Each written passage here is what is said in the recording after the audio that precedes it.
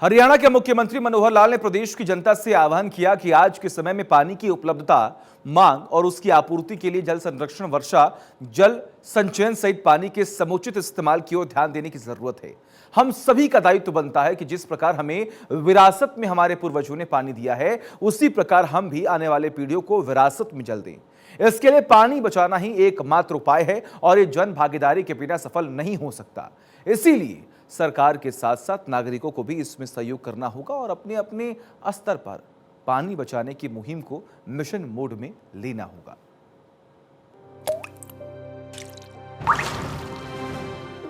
जल ही जीवन है, जल है तो कल है। ये वो लाइन है जो आपने अक्सर सुनी होगी, लेकिन उसके बावजूद हर साल लाखों गैलन पानी यूं ही बर्बाद हो जाता है। इस विषय की गंभीरता को समझा हरियाणा के मुख्यमंत्री मनोहर लाल ने और इसीलिए मुख्यमंत्री मनोहर लाल पंचकुला में हरियाणा जल संसाधन प्राधिकरण की ओर से आयोजित 2 दिवसीय जल संगोष्ठी अमृत जल क्रांति के उद्घाटन सत्र में शामिल हुए। मुख्यमंत्री ने जल संगोष्ठी को संबोधित करते हुए कहा कि संयोग से ये संगोष्ठी उस समय हो रही है जब किसानों के मसीहा और उनकी चिंता करने वाले पंजाब के पूर्व मुख्यमंत्री सरदार प्रकाश सिंह बादल हमारे बीच नहीं रहे। ये सदैव किसानों की बात करते थे। पिछले साल जब मैं उनसे मिलने अस्पताल गया था, उस समय भी उन्होंने मुझसे किसानों का ध्यान रखने की बात कही थी। ऐसे व्यक्तित्व को श्रद्धांजलि देते हुए ये जल संगोष्ठी उन्हें समर्पित है। किसानों के बहुत बड़े पैरोकार, मैं कहूँगा किसानों के मसीहा, पूर्व मुख्यमंत्री पंजाब, केंद्र में भी वो मंत्री रहे, आज हमारे बीच वो नहीं रहे हैं। यानी ऑलमोस्ट ही वॉज बेड रिटन। जैसे अभी स्थिति रही उसी प्रकार की स्थिति उस समय उनकी बन गई थी, लेकिन ऐसे अवसर पर भी उन्होंने किसानों को याद किया कि इस किसानों की चिंता करना। तो मैं समझता हूँ आज की इस जलगोष्ठी संयोग ही ऐसा है, आज का दिन वो हमारे बीच में नहीं रहे, तो मैं तो चाहूँगा कि ये जो जल संगोष्ठी है ये उन्हीं को समर्पित की जाए। मुख्यमंत्री ने कहा कि हरियाणा के पास प्राकृतिक रूप से कोई पानी का स्रोत नहीं है। ऐसे में पानी का संग्रहण कर हमें भविष्य के लिए इसे सहेजना होगा। हरियाणा में केवल वर्षा का पानी और पहाड़ों से प्राकृतिक तौर पर प्रवाहित होने वाला पानी ही हमारा मुख्य स्रोत है।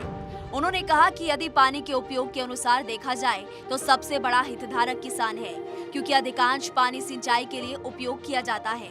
इसके अलावा उद्योगों और घरों में भी पीने के अलावा अन्य कामों में पानी की अधिकतर खपत होती है, लेकिन पानी बहुत ही सीमित मात्रा में है और आज प्रदेश के 85 ब्लॉक डार्क जोन में आ गए हैं। हमारे ब्लॉक्स डार्क जोन में आते जा रहे हैं। 2004-05 में 55 ब्लॉक डार्क जोन में थे और अभी आज 2020 में 85 ब्लॉक डार्क जोन में है। क्यों मैडम? 30 ब्लॉक डार्क जोन में बढ़ गए हैं। अगर इसी प्रकार से बढ़ता चला गया तो पानी नीचे का भी मिलना बंद हो जाएगा हमको। तो इसलिए ये पानी की प्राप्ति नदियों से चाहे मिले, वर्षा से चाहे मिले, उसको संग्रह करना, फिर उपयोग करना, उपयोग के बाद अब जो विधाएं आ गई हैं नई, उसमें उसको ट्रीट करना। ट्रीटमेंट के ऊपर भी हमको उसका पूरा उपयोग यानी पूरा ध्यान करना पड़ेगा, ताकि ये ट्रीटेड वाटर बहुत से क्षेत्रों में इसका उपयोग कर सकते हैं। मुख्यमंत्री ने कहा कि पानी की मांग और उपलब्धता के अंतराल को पूरा करने के लिए वर्षा के पानी का संग्रह करने के सिस्टम खड़े करने होंगे। इसके अलावा रिजर्वायर, तालाबों और झीलों की क्षमताएं बढ़ानी होगी तथा भूजल रिचार्जिंग पर भी काम करना होगा।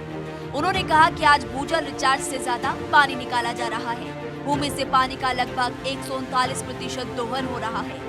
आज के समय में जमीन की लेयर पेस्टिसाइड के इस्तेमाल से ठोस बन गई है, जिसके कारण भूजल रिचार्ज में एक बड़ी समस्या आ रही है। इस समस्या से निजात पाने के लिए भूमि सुधार की तकनीकों पर भी ध्यान देने की आवश्यकता है। उन्होंने कहा कि पानी के संग्रह के साथ साथ उसके प्रबंधन के लिए काम करने की आवश्यकता है और वर्तमान समय में पानी की मांग को पूरा करने के लिए भी 3R यानी रिड्यूस, रिसाइकल, रीयूज की अवधारणा को अपनाने की आवश्यकता है। इसलिए अधिक से अधिक ट्रीटेड वाटर का उपयोग करना होगा। उन्होंने कहा कि ट्रीटेड वाटर के उपयोग को बढ़ावा देने के लिए प्रदेश में 200 एसटीपी और वेस्ट वाटर ट्रीटमेंट प्लांट लगाए गए हैं, जिनमें से लगभग 1800 mld पानी का उपयोग किया जा रहा है। इसके अलावा HSVP की ओर से विकसित सेक्टर्स में एक नया प्रयोग शुरू किया गया है, जिसमें घरों में डबल पाइपलाइन की व्यवस्था की गई है। एक पाइपलाइन पीने के पानी के लिए और दूसरी पाइपलाइन अन्य इस्तेमाल के लिए है और ये प्रयोग सफल भी हो रहा है।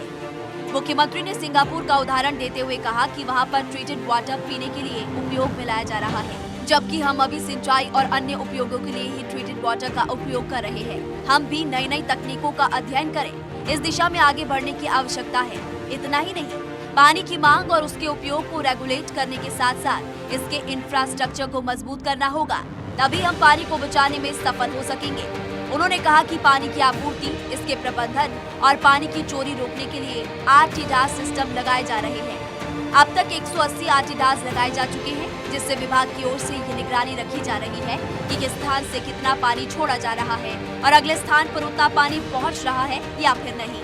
उन्होंने कहा कि हरियाणा जल संसाधन प्राधिकरण की ओर से भूजल की गहराई का पता लगाने के लिए 1700 पीजोमीटर लगाए गए हैं, लेकिन भूजल दोहन और इसके उपयोग की भी मॉनिटरिंग की व्यवस्था की जानी चाहिए और 6 महीने या साल भर में भूजल का आकलन किया जाना चाहिए। Bureau report, Bharat 24।